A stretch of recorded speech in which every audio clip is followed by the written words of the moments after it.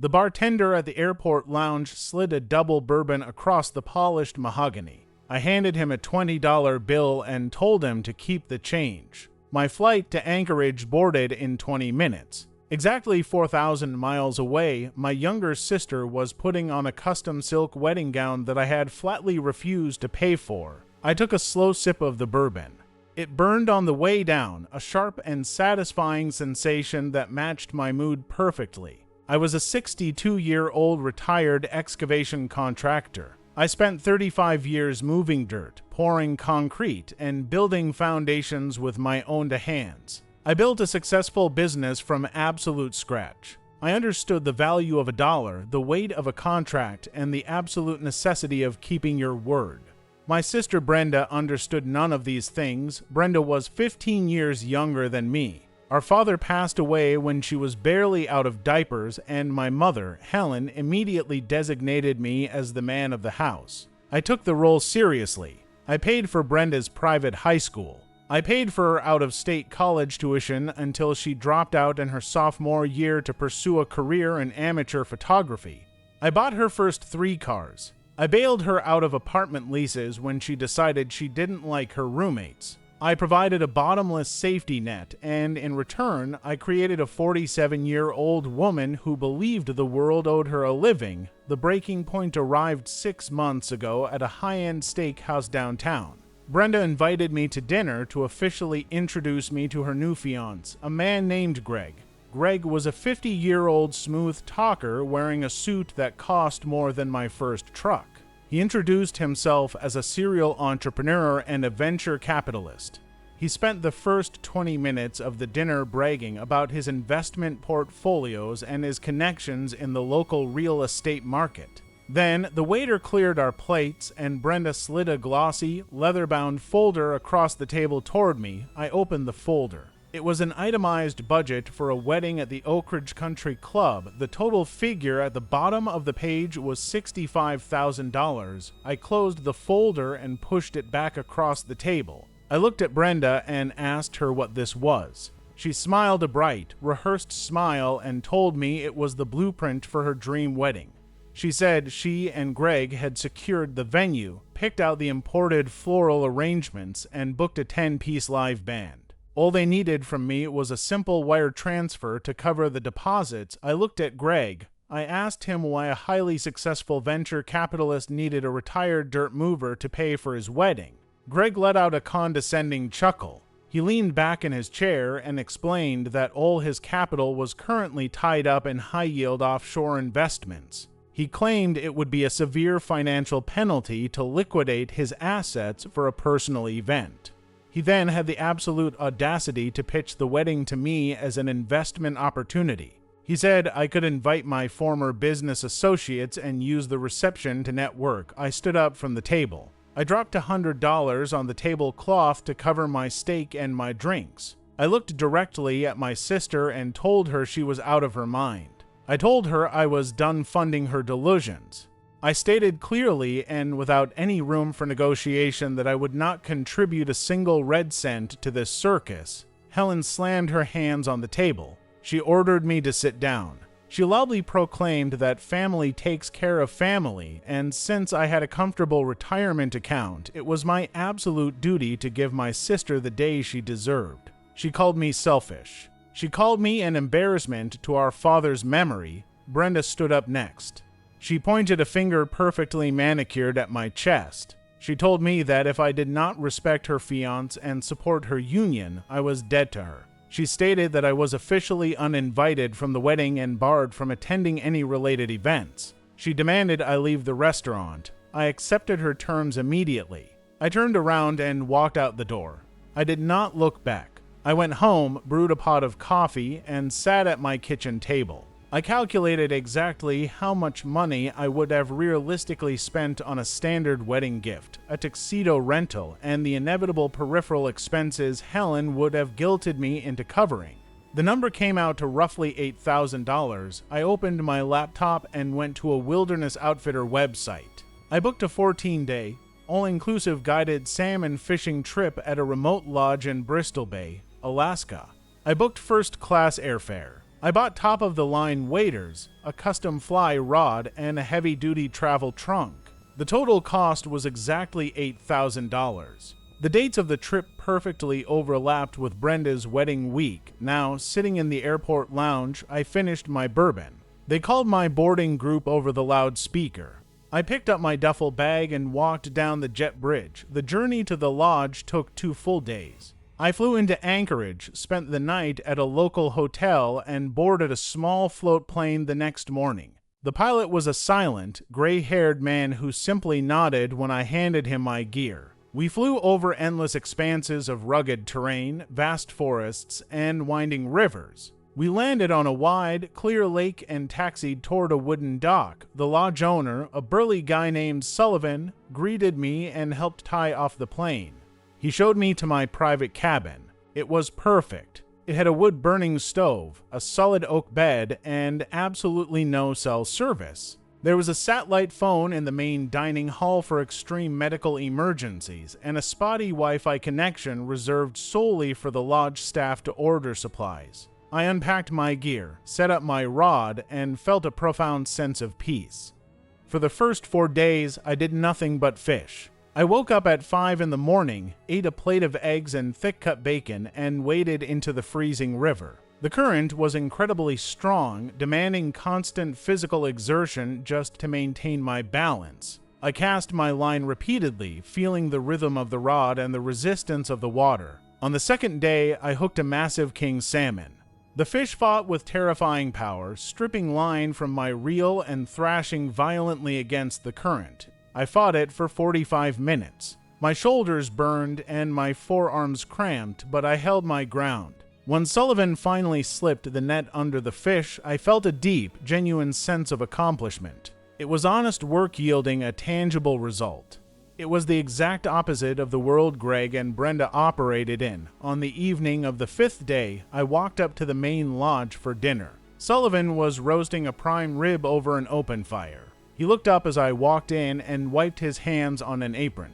He told me the satellite internet router had been acting up, so he had bypassed the password protection to run a diagnostic test. He mentioned casually that the Wi-Fi network was temporarily open if I needed to send an email to my family to let them know I was alive. I sat down in a leather armchair near the fire. I had not turned on my phone since I boarded the flight in Anchorage. I pulled the device out of my breast pocket. I pressed the power button. The screen glowed to life, searched for a signal, and connected to the lodge's open network. The phone immediately began vibrating violently in my hand. It vibrated continuously for 4 full minutes. The notification chimes overlapped into a chaotic, endless drone. I waited for the device to process the backlog of data. When the screen finally settled, I looked at the display. I had 74 missed calls. I had 112 unread text messages. I had 14 voicemails. The calls were heavily concentrated. There were 40 missed calls from Helen. There were 20 missed calls from Brenda. The rest were scattered among various cousins and an aunt I hadn't spoken to in a decade. I opened the text messages. I scrolled to the very top to read them in chronological order. I wanted to see exactly how the disaster had unfolded. The first message arrived on Friday evening, the night of the rehearsal dinner. It was from Helen. Mark, Greg's corporate card was flagged for fraud at the restaurant. They refused to run it. I had to put the entire rehearsal dinner on my personal credit card.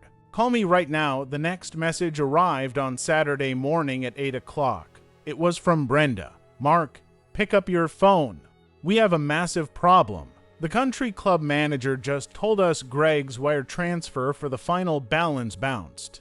They need $35,000 in a cashier's check by noon or they will lock the doors. Call me immediately. At 10 o'clock, Helen texted again. Mark, stop ignoring us.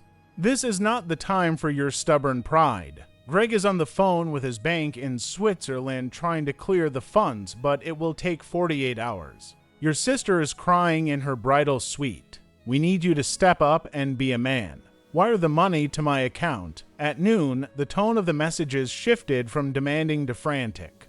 Mark, the florist is packing up the centerpieces. They said they haven't been paid. I tried to write them a check and they laughed at me. Answer the phone. At 1 o'clock, the narrative collapsed entirely. The message was from Brenda. Greg left. He said he was driving to a local bank branch to get a cash advance. That was 2 hours ago. His groomsmen can't find him. His phone goes straight to voicemail. The club manager just ordered the caterers to stop setting up the tables. Mark, I am begging you. Call me. At 2 o'clock, the truth finally emerged. Helen sent a massive block of text. Mark, Greg is gone. He emptied the joint checking account he shared with Brenda. He took the envelope box from the gift table while we were arguing with the manager. We checked the parking lot and his leased car is gone. The country club management formally evicted us from the premises. We have 150 guests arriving at a locked building in less than an hour.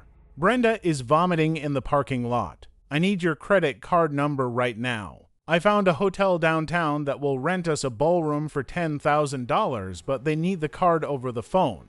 Call me back this instant. The remaining 60 messages were variations of panic, anger, and desperation. They accused me of ruining the wedding by not being there. They demanded I fix the situation. They called me heartless. I read every single message. I did not feel an ounce of pity. I felt exactly nothing. They had engineered this disaster with their own greed, arrogance, and blinding sense of entitlement.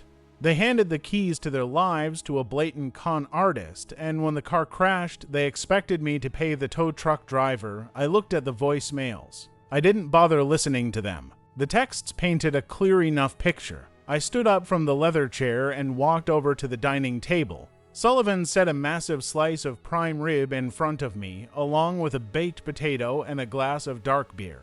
I thanked him. I sat down, cut a piece of the meat, and ate it. It was cooked perfectly. I took a drink of the beer. Then I picked up my phone, went to my recent calls list, and tapped Helen's name. The phone rang exactly half a time before she picked up. Mark. Helen screamed into the receiver. Her voice was raw and ragged. Where the hell are you? I have been calling you for 2 days. Do you have any idea what is happening here? I know exactly what is happening, Helen, I said. My voice was completely level. I read your messages. It sounds like you have a severe logistical problem. A logistical problem. She shrieked. Your sister's life is ruined. Greg abandoned her at the altar. He stole the wedding gifts. He took all her savings. We have guests sitting in their cars outside a locked country club. You need to give me your American Express card number right now. I have the event manager at the Marriott on hold on my other phone. We can still save the reception if you transfer the funds. I'm not transferring anything, I said. I cut another piece of steak and chewed it deliberately. There was a stunned silence on the other end of the line. What did you just say to me? I said no. Helen, I'm not paying for a hotel ballroom. I'm not paying the country club. I'm not bailing you out. Mark, you listen to me, she growled, her tone shifting from panic to venom. This is your family. You have the money. You're going to fix this, or I swear to God I will never speak to you again. You already promised me that 6 months ago at the steakhouse, I reminded her. Brenda stood up, pointed her finger at me, and told me I was dead to her. She explicitly revoked my invitation. She explicitly told me she did not want me involved in her wedding. I'm simply honoring her wishes. I'm staying out of it. That was different. Helen yelled. We were upset. Greg was supposed to be a millionaire. We didn't know he was a criminal. I knew. I replied simply. I knew the moment he opened his mouth. I told you he was a fraud. I told you I would not fund his vanity project. You chose to ignore me. You chose to insult me. You chose to align yourselves with a grifter because he wore a nice suit and promised you free prestige. You made your bed, Helen. Now you and Brenda get to sleep in it. You are a monster, Helen sobbed. How can you do this to your own sister? What are we supposed to tell the guests? Tell them the truth, I said. Tell them the groom is a thief and the bride is broke. Tell them to go home. I need $10,000, Mark. Just $10,000 to rent the room and buy some cheap catering so we don't look like absolute fools. You already look like fools, Helen. Throwing my money at the problem won't change that. Good luck dealing with the fallout. If you hang up this phone, Mark, I will never forgive you. I'm not looking for your forgiveness, I said. Goodbye. Helen, I pulled the phone away from my ear, tapped the red circle to end the call, and immediately went into the settings menu. I blocked Helen's number. I blocked Brenda's number. I blocked the aunt and the cousins. I went to the network settings and selected the option to forget the lodge's Wi-Fi network. The phone disconnected.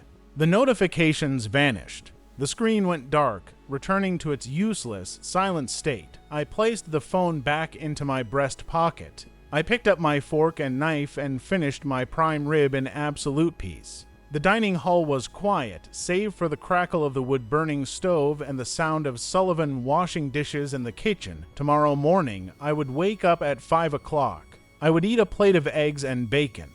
I would put on my heavy waders, walk out into the freezing river current, and cast my line back into the water. I had 9 days left on my vacation, and I intended to enjoy every single second of it.